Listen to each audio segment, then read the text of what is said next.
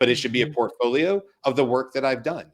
Because again, going back to Andy or Ann, if you're looking at me or whatever, I should be able to easily communicate to you and say, these are the things I've done. In the last 2-3 years with AI, I've built these 19 things for clients, and they saw this kind of success with this kind of ROI. So, Ann, you can immediately go, oh, Brian solves the types of problems that we work with our We clients have. to solve. Yeah. Yep.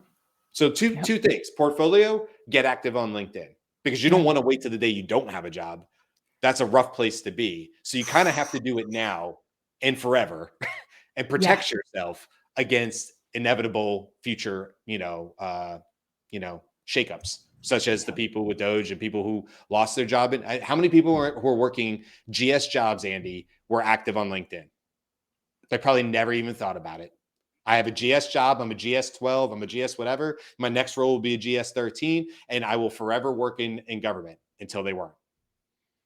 And then, like you said, now what?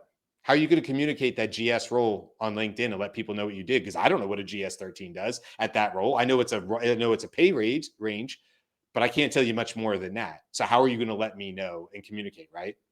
Yeah. My friends in academia, like it's just not a go-to to do professional or personal like hype, right? It's viewed as gauche a little bit. So I'm with you, Brian, on establishing a digital footprint, proof that for years and years and years you've been a normal human being and that Yeah, people it like helps. you. Even though clicks and likes and all that stuff doesn't matter, it's at least showing that you're not a I don't know, that you're socially accepted, I guess, is like bare minimum, but at Right. least you've proven that.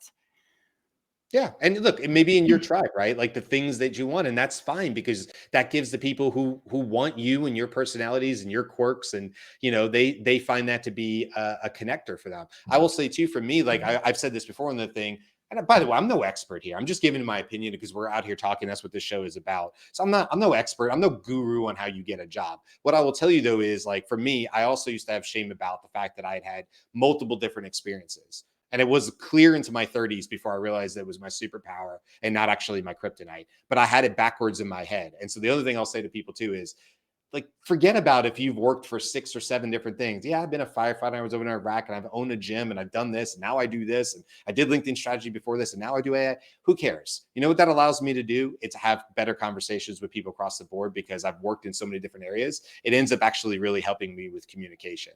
So please don't, if anybody's out there, I don't want anybody to feel like that's a detriment to you.